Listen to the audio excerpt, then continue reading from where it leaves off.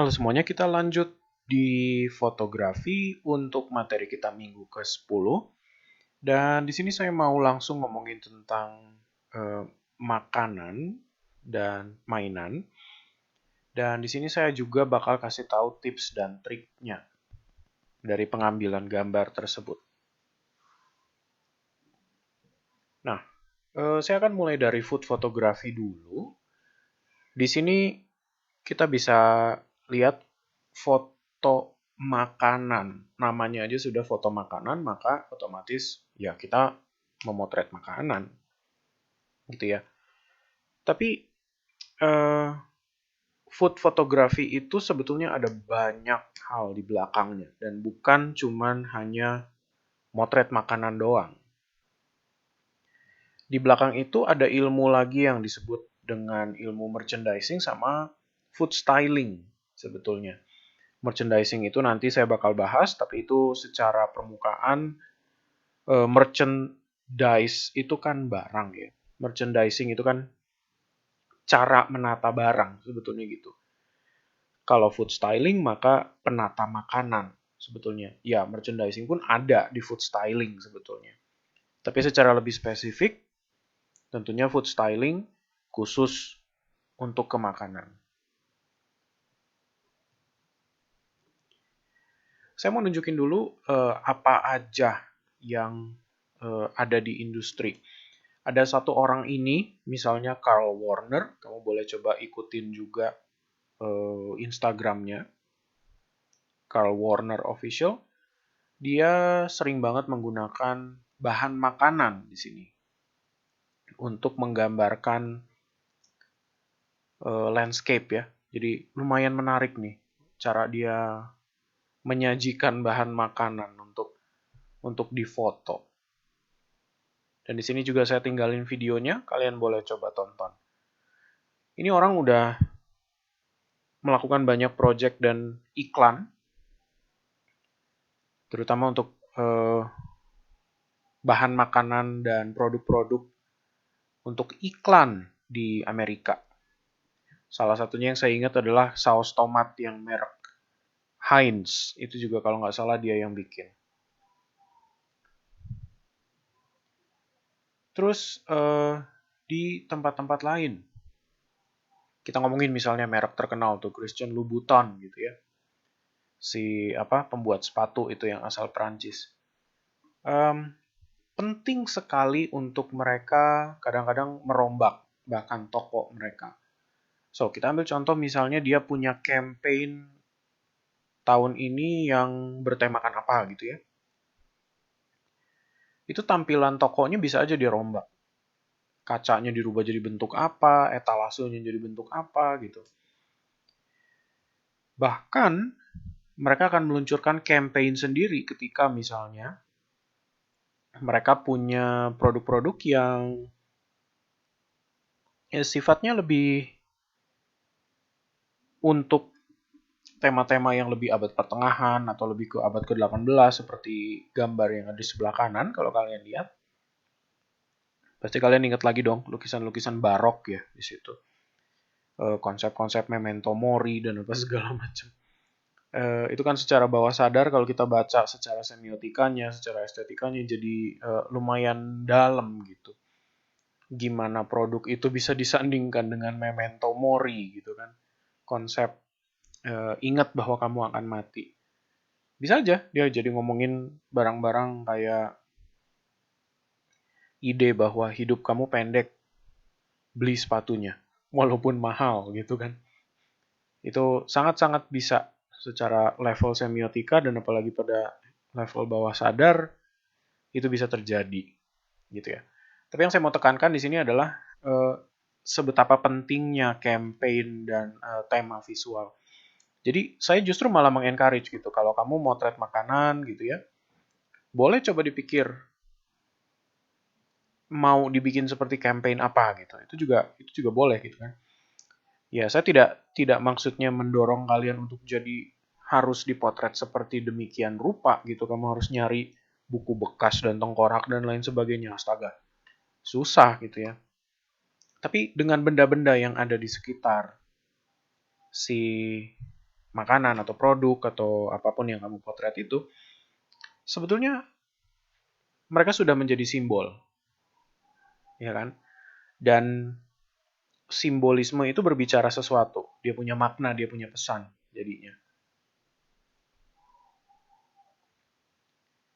Louis Vuitton misalnya ketika dia meluncurkan produk-produk yang campaign-nya betul-betul bekerja sama dengan Yayoi Kusama, produknya sendiri pun memang mengambil dari polka dot-nya Yayoi Kusama. Ini seorang seniman asal Jepang. Dan kalian bisa lihat sampai etalase tokonya pun berubah. Oke, saya mulai masuk teknis sedikit ke permasalahan merchandising. Kita perlu ingat juga bahwa sebetulnya penataan barang itu sangat berhubungan dengan prinsip desain juga loh. Dengan apa yang kalian udah pernah pelajarin. Jadi akan terasah terus di sini ketika kita melihat cara barang-barang itu ditata. Pertama, relasi warna dengan tema. Jadi kalau kamu lihat warna-warna yang ada di gambar yang di atas dengan yang kanan, itu udah dominan warna kuning. Ada hijau di beberapa tempat yang menyala, di rak etalasenya biru. Itu udah ke permasalahan color theory dan color wheel, ya kan? Di situ warna apa yang cocok, warna mana yang komplementer, warna mana yang apa gitu. Itu sudah permasalahan itu. Terus product placement. Masalah fokus point, masalah komposisi. Kalau kita lihat gambar yang di bawah, di situ di satu bilah jendela, mau yang kiri atau yang kanan, itu tokonya Prada ya, merek Prada. Di setiap satu undakan anak tangga, dia cuma taruh satu barang. Jadi si toko ini sengaja udah mau membuat barang itu menjadi fokus utama. Jadi kalau kamu mau betul-betul membuat si barang itu menjadi titik fokus utama, jangan ada barang lain yang berkompetisi pada level itu. Begitu juga dengan etalase yang gambar atas. Ada sepatu boots cowboy itu, terus ada tas hitam di atasnya. Hanya itu aja yang ditaruh. Jadi prinsip orang jualan yang lebih tradisional gitu ya, taruh sebanyak mungkin barang di etalase kayak di toko kelontong atau apa gitu kan padat banget ya barangnya ya. Ternyata untuk level-level desainer butik itu tidak berlangsung lagi gitu loh. Itu tidak berlaku karena mereka berpikir soal fokus, masalah penekanan atensi ke orang-orang. Terus masalah elevation atau hierarki. Kalau kamu lihat, kita ambil contoh mungkin yang paling kentara dan jelas adalah di bilah jendela paling kanan. Dari etalase toko Prada itu. Nah, di paling atas kalau kita lihat, tasnya paling gede. Di tengah jadi ada dua, tapi mungkin lebih kecil-kecil, yang bawah lebih gede. Nah, di situ dia mau bermain dengan ekspektasi pikiran kita kan. Yang paling gede ditaruh di atas karena dia paling menantang. Tapi kenapa tidak ditaruhnya yang ukuran sedangnya di tengah, yang kecilnya di bawah? Karena dia tidak mau berurusan dengan sesuatu yang udah terpetakan oleh pikiran kita. Kalau kita kan melihat sebuah sequence itu dari gede makin kecil kecil kecil kecil kecil atau dari kecil gede gede gede gede gede gede gitu kan. Dengan kamu patahkan itu, orang jadi sedikit berpikir kan. Gede, dua, sedang gitu. Jadi tasnya kan tiba-tiba loh, kok jadi lebih ini kenapa begini ya gitu. Kenapa jadi ada dua ya gitu. Nah, itu permasalahan sesuatu yang lebih dinamis, jadi lebih harus dipikir gitu maksudnya daripada diikutin begitu aja loncatan-loncatannya. Bisa aja dia membuat orang jadi oh ini kalau dibeli mungkin harus berdua kali gitu barangnya gitu ya. Atau ini sebagai pelengkap. Bisa aja gitu, pesannya udah macam-macam banget yang nyampe ke kamu. Nah, sepatunya juga mungkin beda hal lagi tuh yang ditunjukin di situ. Kenapa yang paling atas ditaruhnya itu, kenapa yang paling bawah itu gitu kan. Itu bisa aja mereka ngomongin masalah, oh yang paling atas itu fiturnya paling, hiasannya paling lengkap dari semua. Maka dia menjadi yang paling premiumnya misalkan gitu. Bisa aja. Terus yang poin keempat adalah masalah repetisi. Nah, itu juga ritme lagi-lagi muncul ya. Kalau kita lihat dari anak tangganya di etalase Prada itu merah putih merah gitu kan, kiri dan kanannya muncul. Terus di gambar yang kanan udah polkadot kuning, polkadot hijau. Lagi-lagi repetisi masalah itu. Dan dedicated shelving ini tadi berkenaan dengan masalah fokus itu ya. Jadi negative space atau negative zone biasanya disebutnya. Itu area yang sengaja dikosongkan secara gap, sengaja dibuat tidak diisi apapun. Supaya aura dari si produknya itu bisa lebih besar lagi. Boleh kamu coba tes, kamu motret spaghetti atau indomie dari jarak dekat, kamu cuma tunjukin spaghettinya ada di pojok kanan bawah, kiri atas, mulai kalau kamu belah dua secara diagonal, si foto kamu itu, kiri atasnya kosong. Hanya misalnya tekstur dari meja tempat spagettinya itu di foto. Misalnya meja beton gitu ya. Maka si spaghetti itu akan menjadi berkuasa sekali di foto itu. Nah, itu kegunaan negative space di situ ya. Ketika bagian tekstur meja betonnya itu tidak terisi apapun, maka spagettinya akan menjadi kuat, mendominasi. Karena dia menjadi pusat perhatian. Oke, langkah-langkah dari penciptaan food photography yang bagus. Satu, kamu harus putuskan dulu makanan yang mau kamu ambil gambarnya. Jadi kamu harus yakin dulu kan ya, makanannya mau makanan apa. Di sini kebetulan saya pakai contoh, misalnya, oh kamu mau motret misalnya nasi timbel, atau nasi bakar, atau nasi liwet misalnya. Dengan kamu udah menentukan si nasi itu, kamu langsung harus berpikir ini makanan dari mana. Cocok nggak kalau kamu pakai props, misalnya anyaman bambu, terus bakul, terus ulekan, sambal. Cocok, karena makanan Sunda ternyata isinya barang-barang seperti itu gitu kan. Cabenya, ada lalapannya, ada daun pisangnya, terus bakulnya juga mau seperti apa gitu kan. Bakulnya bisa juga kamu kasih daun dulu, bukan hanya bakul aja. Itu sudah berkomunikasi.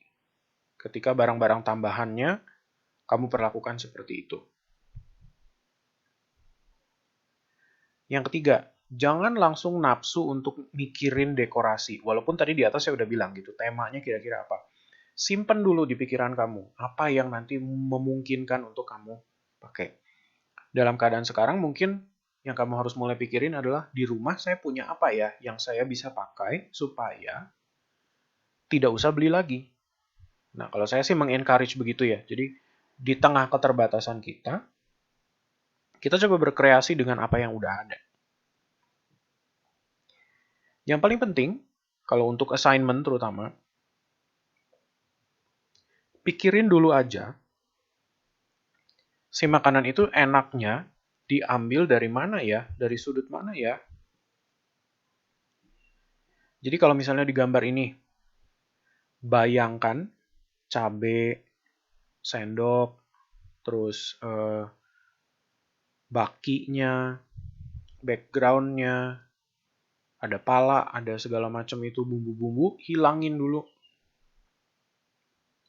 Tapi kamu udah kepikir, oh nasinya saya bakal tata seperti ini, sayur asemnya saya akan taruh di situ.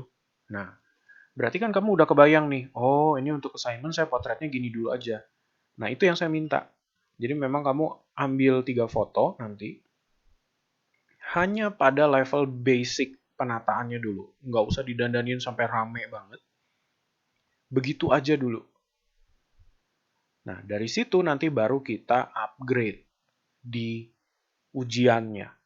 Kamu boleh kasih tambahin bumbu-bumbu ekstra, kasih baki, kasih apa, segala macam di situ akan muncul nanti.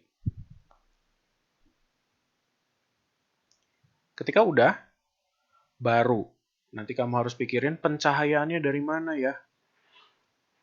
Lebih bagus dari arah mana ya ditembaknya gitu.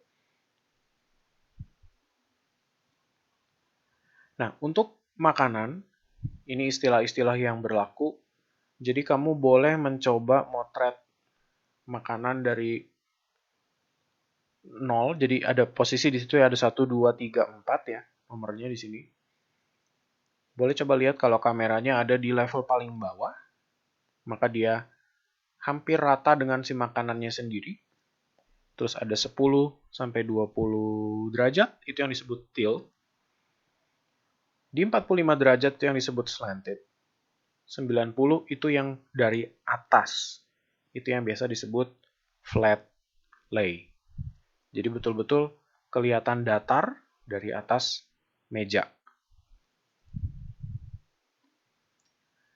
Komposisi di food photography. Kalau di sini saya ngomongin masalah flat lay ya. Jadi kira-kira angle-nya di sini flat lay. Tapi yang saya mau omongin di sini secara fokus adalah kamu bisa membayangkan gimana kalau seandainya kita abstraksi bentuk itu. Nah, di sini saya mau coba mengajak kalian untuk berpikir bahwa kalau seandainya kita menyajikan makanan, sebetulnya kita bukan hanya mikirin masalah ditaruhnya di mana enak apa enggak dilihatnya, tapi kamu juga bisa berpikir soal penguasaan bidang. Nah, ketika saya udah abstraksiin itu semua, gitu ya, ini secara kasar aja ya. Jadi ada bentuk wajik di belakangnya, terus ada piring di situ, terus ada apa, buletan apa.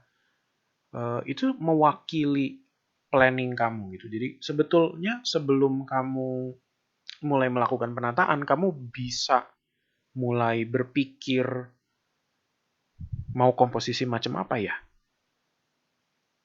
Gitu. Itu sangat memungkinkan untuk dilakukan jadinya. Dan perlu diingat juga detail. Food photography itu selalu tentang detail. Jadi kalau kamu motretnya terlalu jauh dari makanan, detail dari makanan tersebut tidak kelihatan, dia jadi jelek. Karena food photography itu selalu menunjukkan, kalau misalnya kamu motret ayam goreng nih, menunjukkan seberapa crispy dia, seberapa berbumbu. Kalau misalnya kamu potong, apakah mateng dalamnya gitu, terlihat masih segar baru dimasak. Itu semua yang ditunjukin gitu. Kalau lalapan berarti sayurnya harus masih seger, masih kelihatan enak, warnanya masih menyala. Itu yang semuanya kamu cari. Itu semua hanya bisa muncul kalau kamu potret dengan detail yang cukup. Terus, saya mau ngomongin sedikit tentang background. Bayangin kalau nasi timbel ini kamu foto, tidak dengan tekstur kayu dari meja, tidak dengan kain yang bentuknya seperti karung itu. Teksturnya akan jadi lebih minim di situ. Dan gambarnya biasanya jadi lebih membosankan. Jadi sebisa mungkin, kalau tips saya adalah, kamu boleh coba cari misalnya lap dapur, atau kalau kamu punya bahan yang seperti karung itu bagus. Terus kalau nanti udah pada level yang lebih lanjut, kamu juga bisa menata dengan memberikan taburan-taburan dari apa bumbu-bumbu atau apa gitu, itu membantu mengisi kekosongan sebetulnya. Karena cuman kalau misalnya dipotret hanya dengan tekstur permukaan kayak plastik putih gitu misalnya ya, meja yang betul-betul dilapisin permukaan yang licin gitu, atau mejanya dikasih tegel gitu, itu biasanya jadi agak agak kurang bagus ya sebetulnya. Jadi usahakan terisi gitu secara komposisi itu.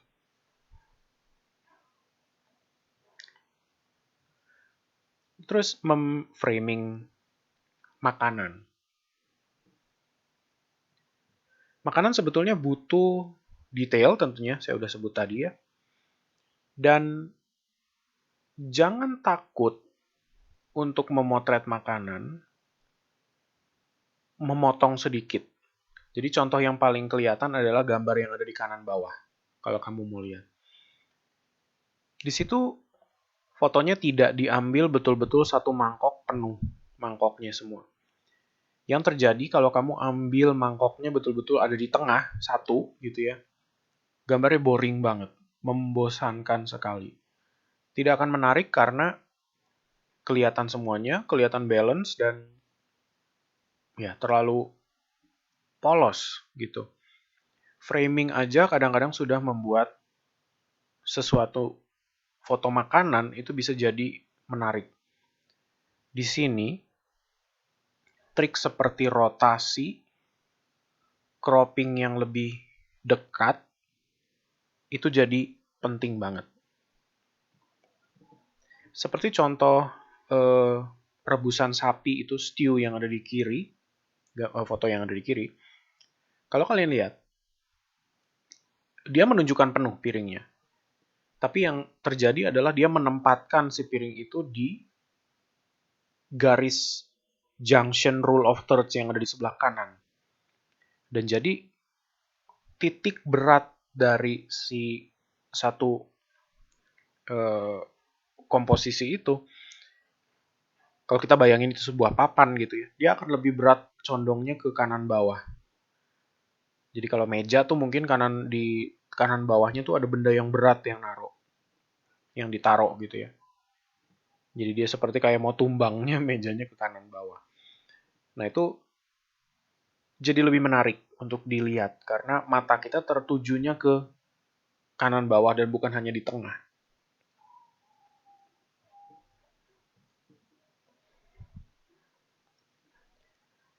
Nah, terus permasalahan seberapa banyak yang harus ditunjukin. Jadi gini, kalau misalnya kamu motret nasi goreng, kita pakai contoh dulu foto yang ada di sebelah kanan. Kiri maksudnya. Nasi goreng itu kan kalau kita cuman ngomongin nasi aja, sebetulnya dia benda yang repetitif. Bulir-bulir nasi yang ada segitu banyak dan dia akan berulang begitu aja. Tugas kita sebagai fotografer dan food styling, kalau kita mau melakukan food styling secara level introductory, skill basic gitu ya maksud saya,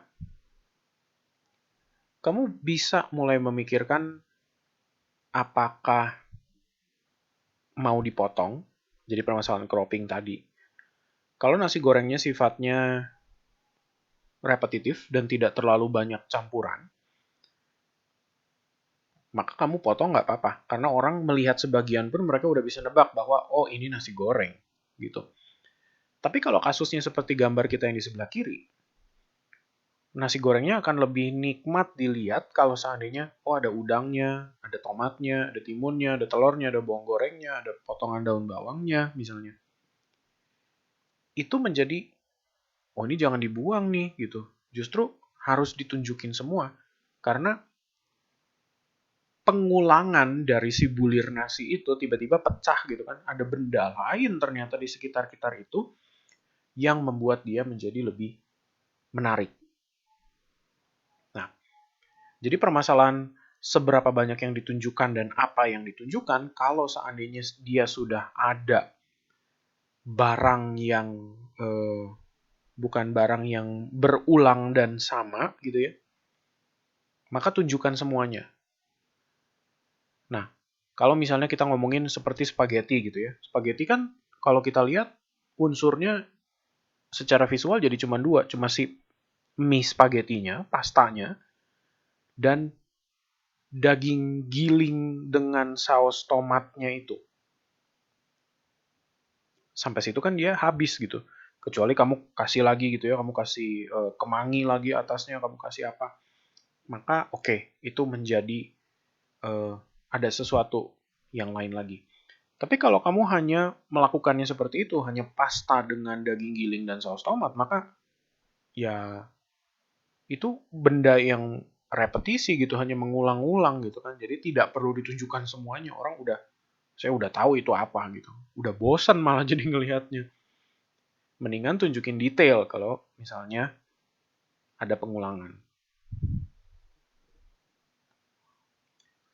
Terus saya juga mau ngomongin dari sini tentunya apa yang saya sebut tadi secara teoritis terbukti ya.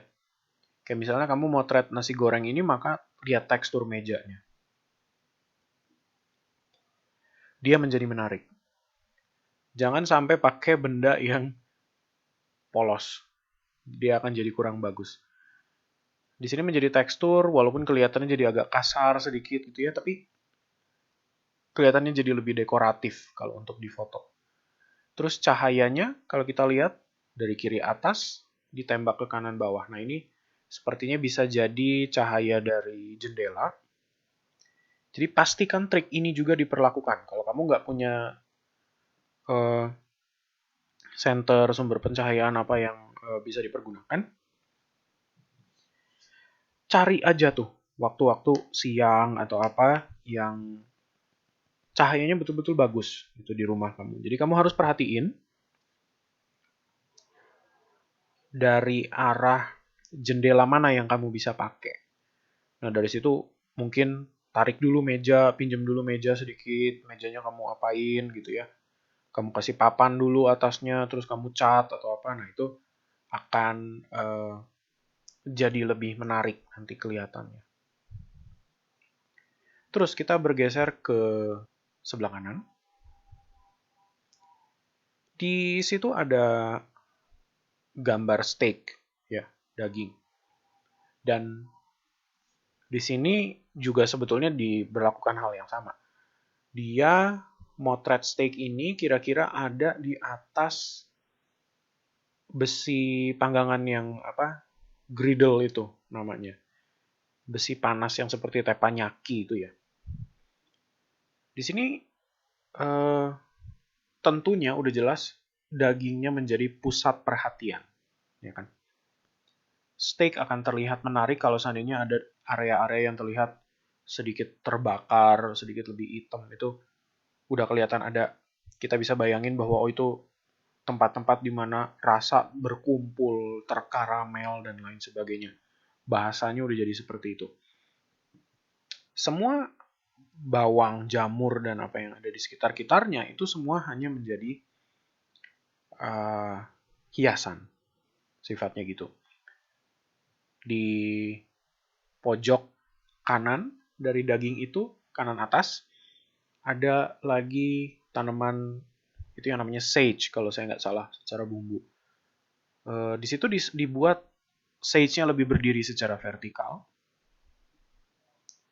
dan ditembak cahayanya betul-betul dari kiri bawah ke kanan atas. Nah, trik seperti ini bisa dipakai lewat pencahayaan tersendiri atau kalau kamu mau pakai Lightroom berarti ingat gunakan graduated filter. Ya.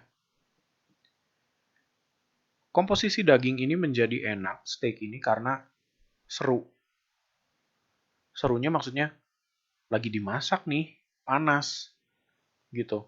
Itu ada efek api di situ muncul gitu kan, seperti kayak wah ini lagi baru disiram sama apa nih gitu kan, kayak apa wine atau apa yang dia memancing api, memantik keluar. Terus di pojok kanan atas sana ada air apa yang lagi digodok gitu kan, kayak dia bercerita bahwa ini proses masaknya belum kelar. Kamu disuguhkan gambar ini kan kamu ditantang untuk mau makan nggak gitu. Kalau ini udah mateng mau dimakan nggak gitu. Seperti itu. Nah, kalau kamu mencoba ngelakuin foto seperti ini dengan pencahayaan yang dari kiri atas ke dari kiri bawah ke kanan atas, boleh dicoba kalau kamu punya senter. Senternya kamu selotip pakai plakban hitam sehingga cuma ada cahaya di tengah senternya aja yang keluar. Nah, itu cahayanya akan jadi satu strip yang cuma menerangi dari samping gini. Ya tentunya kamu harus minta tolong orang untuk pegangin senternya dan kamu motret. Kalau nggak susah, kamu megang dua hal secara bersamaan. Ya. Atau kamu juga bisa taruh makanan ini di dalam kardus. Jadi kamu coba ambil kardus yang bekas dari aqua tuh, aqua botol. Kamu potong si kardusnya itu sehingga kayak hanya satu sisinya aja yang terbuka. Gitu. Jadi kan kardus itu kan ada atas, bawah, dan ada 4 dinding kan. Jadi salah satu dinding vertikalnya tuh kamu potong, misalkan gitu. Terus kamu tutupin pakai apa ya, kain atau apa yang pokoknya bisa memblokir cahaya.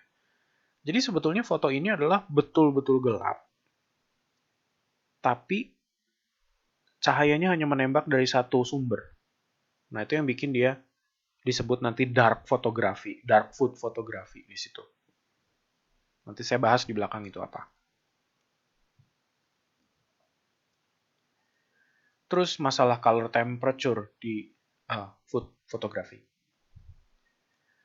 Pertama, color temperature yang lebih warm, jadi saya ngomongin masalah ke arah kuning. Terus ada yang lebih dingin. Color temperature yang warna lebih dingin itu berarti lebih ke arah biru ya. Gitu. Warna kuning itu cenderung mematikan vibransi warna. Kuning itu udah warm, maka biasanya makanan-makanan yang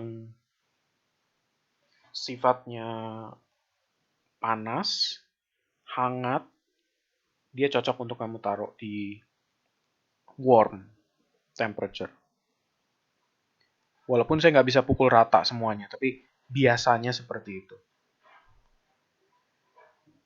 Tapi untuk kasus es krim, atau sorbet, atau buah-buahan yang segar, kalau kamu bikin dia pada menggunakan temperatur warna yang lebih ke arah warm, biasanya dia akan sedikit mengganggu penampakan dari si buahnya itu sendiri. Malah bisa-bisa buahnya terlihat terlalu mateng, sudah mau bonyok gitu. Jadi malah nggak kelihatan, kurang bagus. Jadi biasanya untuk sorbet, es krim, buah segar, es apalah gitu, es teler, es campur, segala macam, biasanya lebih bagus ketika difoto dengan color temperature yang cool. Karena makanannya sendiri sudah mengarah ke dingin. Di bawah sini saya tinggalin video, jadi boleh coba dicek ya.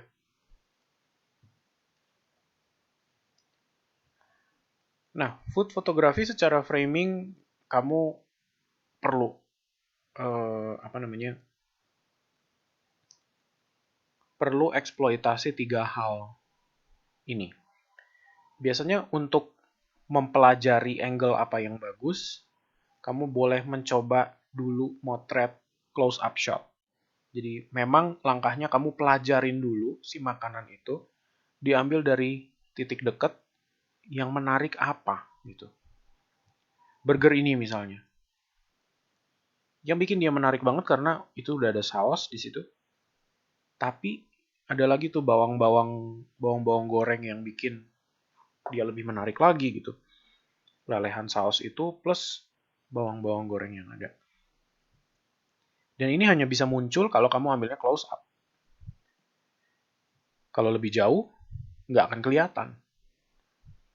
Terus ada medium shot. Kalau kamu ngambil medium shot berarti sebuah makanan, food, atau apapun harus ikut bercerita dengan background-nya atau mejanya atau tempat dia ditaruh pokoknya kira-kira. Jadi kelihatan semua makanannya dan dia bercerita.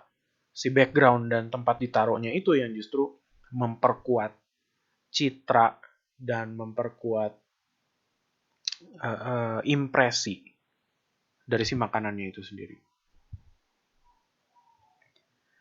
Dan terakhir biasanya dibilang ada master shot itu. Master shot itu ketika kamu udah melakukan study dari close up shot, dari medium shot. Jadi kamu udah pelajarin lihat makanannya, kamu putar-putar 360 derajat dari atas dari bawah. Dicoba dipotret dari banyak angle dan tiba-tiba kamu mengambil kesimpulan.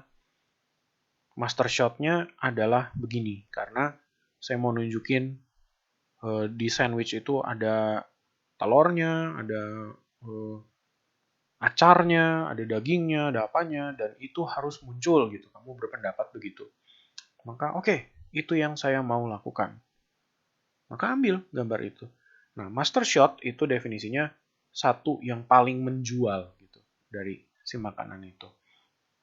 Karena kalau kamu ngambilnya hanya close up, dia cuma menggambarkan barang-barang yang detailnya banget. Tapi kan seperti burger itu kamu nggak bisa lihat itu burger atau sandwich atau apa ya gitu. Sedangkan medium shot itu biasanya dia relatif jauh tapi kurang detail gitu kan. Nah, jadi memang kamu harus menemukan satu titik di mana makanan itu detailnya keluar, tapi dia tidak terlalu jauh di fotonya.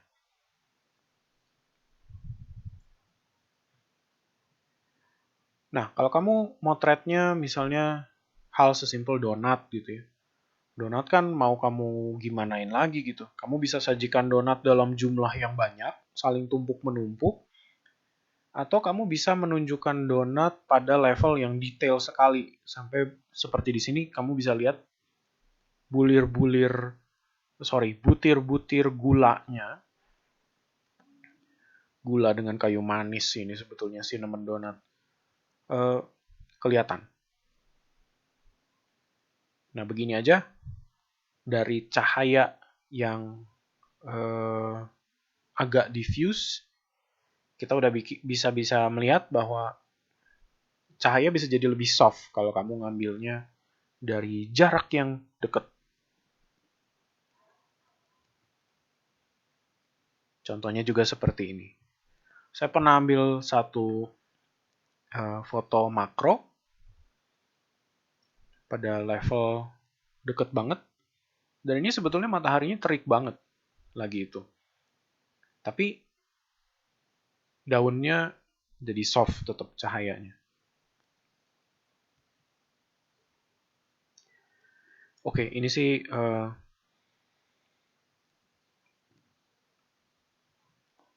untuk sebuah pembelajaran aja ya.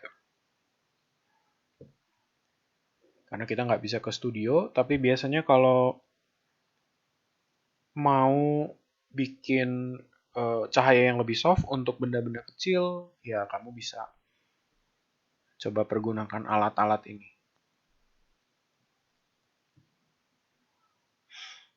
Sebagai inspirasi, ada juga orang yang mencoba menjual makanan warteg tapi didandanin seperti makanan fine dining. Ya, ini juga sangat boleh dicoba.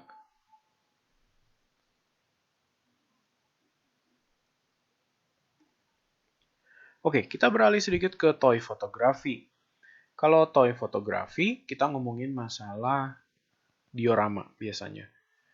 Nah, diorama itu bisa kamu bikin, atau kalau kamu tidak mau bikin berarti kamu harus menggunakan benda-benda sehari-hari. Tapi toy fotografi itu dia harus mampu bercerita, karena kekuatannya di situ. Kalau makanan, titik beratnya kamu menciptakan impresi akan ini makanan apa, bahannya apa, kesegarannya seperti apa gitu. Di toy fotografi kamu malah harus bercerita sebetulnya.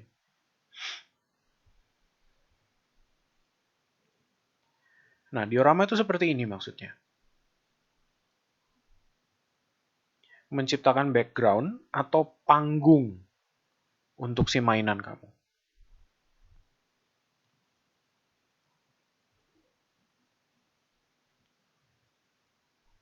Diorama untuk mainan biasanya bisa dibuat tidak harus selalu dalam ruangan indoor. Sebetulnya bisa juga kamu bikin dia dibawa ke outdoor. Jadi misalnya contohnya seperti gambar yang di kiri bawah. Si fotografernya cuma menyediakan latar tempat yang seperti pasir itu sebetulnya bukan pasir juga gitu ya. Dia cuma kayak sebuah kertas yang mungkin dia cetak atau bertekstur atau seperti gimana lah. Di belakang sana, backgroundnya benar-benar dia potret di luar gitu. Jadi seperti saya bilang ya, kalau kamu motretnya bendanya kecil, cahayanya cenderung soft jatuhnya juga. Jadi kelihatannya seperti si BB-8 ini ada di gurun. Padahal di belakang sana yang ada langit, terus ada gunung, itu sebetulnya gunung beneran, tapi kejauhan di sana gitu. Ada di jarak yang jauh. Kalau gambar yang sebelah kanan, yang figur Spawn perempuan itu, ini sebetulnya dilakukan di indoor. Jadi memang mereka punya diorama, mereka punya background yang mereka udah taruh. Mereka foto mainannya seperti itu. Dan terlihatnya realistis gitu ya. Tapi itu kelihatan sebetulnya itu di dalam studio. Dan pencahayaannya bagus banget.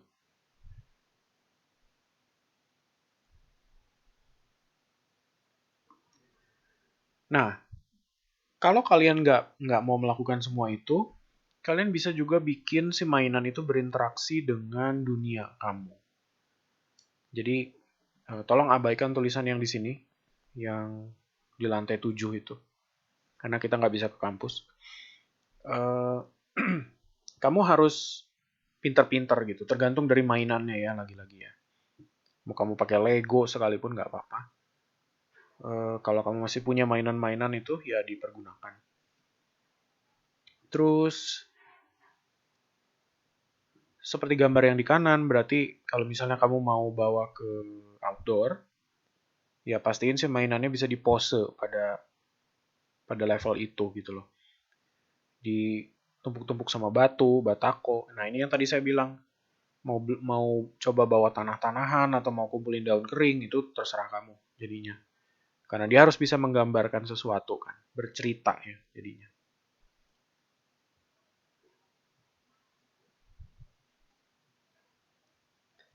Background harus diatur sesuai dengan temanya. Jadi itu bukan sebuah keharusan untuk dibuat sebetulnya. Permasalahannya sekarang cuma tinggal apakah backgroundnya make sense dengan diorama kamu gitu.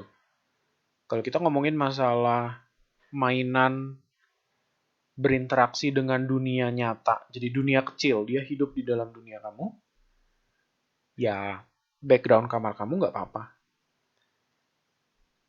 Tapi kalau kita ngomongin masalah mainannya mau disajikan di tengah medan tempur yang memang dunianya dia sendiri, ya mau nggak mau kamu harus bikin diorama. Kan jadi seperti itu.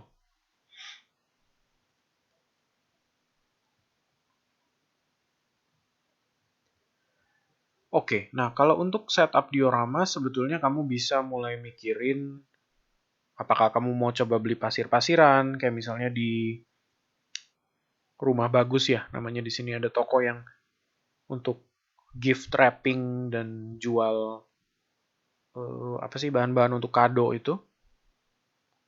Atau kamu boleh kreatif dan cari sendiri di sekitar rumah kamu. Barang-barang organik ya, kayak tadi saya bilang jadi pasir-pasiran atau tanah atau daun kering atau tanaman kecil-kecil yang kamu petik dulu terus kamu pakai. Itu boleh-boleh aja. batu-batuan gitu kan. Itu semua akan mendukung tuh gitu. Dan biasanya relatif barang-barang seperti ini udah ya gratis lah ya gitu. Kamu minimum minimum uang yang keluar. Tapi memang mainan itu lebih ke arah setting diorama sih untuk bercerita gitu. Karena biasanya mainannya sendiri kurang kurang bisa dimacem-macemin ya. Sama satu hal yang saya perlu ingetin kayak misalnya kalau kamu pakai Lego, pastiin ekspresi mukanya juga believable gitu ya. Karena banyak mainan Lego kan mukanya ekspresinya itu aja gitu kan. Palingan kepalanya bisa diputar jadi ekspresinya beda gitu. Um, jadi mungkin jangan pakai Lego yang lagi tersenyum ketika kamu mau nunjukin dia ada di tengah ketakutan gitu. Itu jadi aneh. Oke, jadi brief tugasnya begini. Mau food, mau toy, mau produk, kamu pilih salah satu. Ini individual ya. Untuk assignment, ambil 3 gambar untuk masing-masing. Terus, kamu ambil hanya foto dasarnya dulu aja. Nah, saya harus jelasin ini di belakang.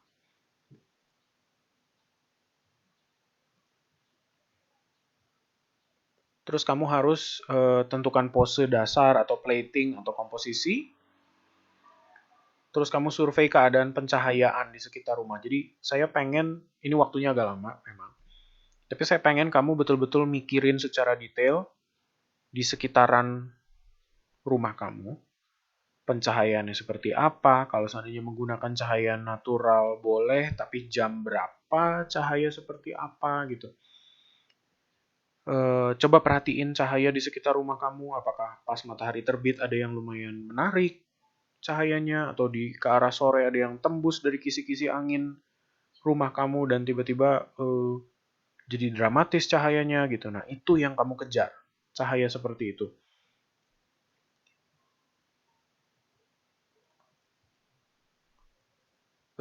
Koreksi-koreksi ringan tentunya boleh lewat image editing, jadi mau pakai Lightroom boleh, mau kamu punya software lain boleh. Tapi ingat, saya nggak mau jadi digital imaging. Saya nggak mau kamu manipulasi digital. Saya tidak mau kamu menggunakan Photoshop untuk menempelkan karakter yang tidak kamu foto gitu. Itu saya nggak mau. Terus jangan rubah latarnya pakai Photoshop gitu. Itu jangan. Usahakan kamu menguasai kameranya sendiri, menguasai cara pengambilan gambar. Kalau kamu ngomongin masalah editing, nanti di mata kuliah lain ada editing dengan Photoshop.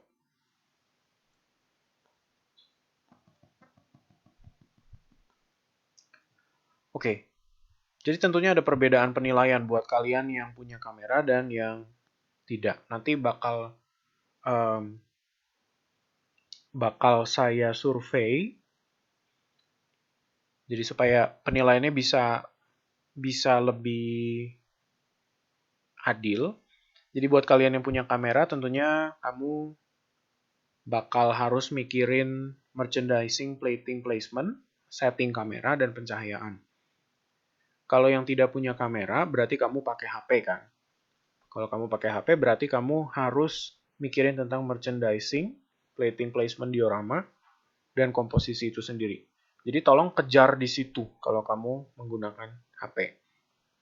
Kenapa saya nggak terlalu masukin pencahayaan? Karena kamera HP biasanya tidak bisa menyajikan pencahayaan atau settingnya.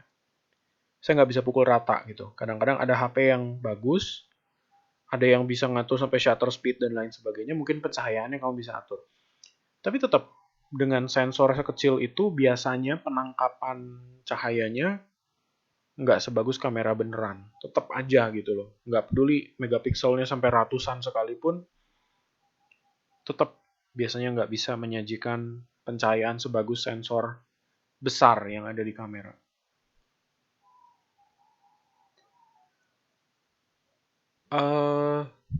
Tolong abaikan dulu masalah pengumpulan ini. ini plan dari semester-semester yang lalu, 2 semester yang lalu. Kalau misalnya kalian nanti ada kemungkinan kita bakal gunakan Microsoft Teams, tapi kalau seandainya harus dibukakan melalui assignment Binus Maya, nanti saya bakal kasih tahu juga. Bisa juga menggunakan Google Drive, tapi kita lihat lagi nanti. Nah, ini yang saya maksud. Jadi untuk assignment, pastikan kamu menggunakan, misalnya nih, kamu mau motret sebuah makanan ya, misalnya seperti puding ini, puding dengan parfait. Jadi kamu potret betul-betul makanannya aja dulu, gitu. Sudah di plating, sudah agak diposisikan, udah dihias, ambil. Terus untuk versi UAS-nya, jadi bayangkan misalnya yang ada di tengah piring itu masih puding itu ya, masih puding yang sama. Yang saya mau adalah kamu dandanin lagi sekitar-kitarnya. Oke? Jadi versi assignment adalah versi simpelnya. Sedangkan versi UAS versi yang lebih kerennya lagi. Jadi kamu memang harus mencoba untuk menambahkan banyak dekorasi ke situ. Kalau toy fotografi berarti kamu harus berpikir tentang, misalnya kamu motret mobilnya dulu nih, seperti itu. Terus nanti versi UASnya kamu harus bawa ke outdoor dan kamu harus bikinin atau kamu cariin tempat yang betul-betul kelihatan seperti dia lagi berada di tempatnya gitu, di settingnya gitu. Kalau untuk produk, berarti kamu harus mikirin. Misalnya, di level assignment-nya kamu motret sebuah parfum. Parfumnya kamu potret seperti itu aja gitu. Tapi nanti pada level UAS-nya, kamu sajiin si parfum itu, kamu harus agak mikir, ini parfum konsepnya apa ya? Kalau kamu udah dapat konsepnya, oh ternyata ini baunya kembang misalnya, rose gitu, atau bunga apa gitu ya. Kamu cari kembangnya misalnya gitu. Atau gimana caranya mengilustrasikan aroma dari si produk itu. Dia mengandung apa gitu. Dia mengandung kesegaran atau dia menunjukkan identitas perempuan yang seperti apa gitu. Jadi misalnya nanti si parfumnya kamu potret beserta hiasan-hiasan, maksud saya perhiasan, cincin misalnya, terus kalung mutiara misalkan, itu kan udah udah memberikan impresi lain lagi ya maksudnya di situ, memperkuat si si produk itu. Jadi sama itu yang saya mau juga. Nah, kira-kira itu. Jadi tentunya suka ada yang nanya. Berarti kita kalau misalnya motret makanan, kita harus nyiapin 2 kali dong. Satu untuk assignment, satu untuk UAS. Iya. Jawabannya iya, memang betul. Karena nggak mungkin kamu motret untuk untuk assignment, kamu simpen makanannya lagi sampai di UAS, terus nanti kamu foto lagi. Biasanya udah basi makanannya, udah nggak mungkin kan. Ya, jadi memang kekurangannya kalau kamu bermain dengan makanan adalah kamu harus nyediain 2 kali. Makanya saya minta jangan makanan yang mahal-mahal ya. Terus untuk mainan tentunya kamu lebih ke permasalahan bikin diorama. Kamu akan ribet bikin background atau mikirin background. Sedangkan di produk bisa apapun gitu. Produk saya nggak bisa ngunci nih karena memang macam-macam banget kan produk itu. Tapi sama, produk dengan mainan, benda utamanya kamu tidak harus beli 2 kali karena memang ya begitu gitu kan. Kalau parfum ya parfum. 5 bulan lagi pun parfumnya akan masih ada gitu. Mainan pun begitu. Tapi makanan kan pengecualian, nggak bisa. Oke, jadi kira-kira gitu. Mudah-mudahan jelas. Kalau ada yang nggak jelas nanti boleh ditanyain lagi. Oke? Kita ketemu lagi di minggu depan dan saya bakal bahas lagi lebih detail masalah gimana cara menentukan apa yang cocok apa enggak untuk produk atau makanan atau apapun. Jadi cara mendekonstruknya ketika kamu melihat sebuah produk, cara membacanya. Oke, saya tutup dulu sampai di sini. Kita ketemu lagi di video yang selanjutnya.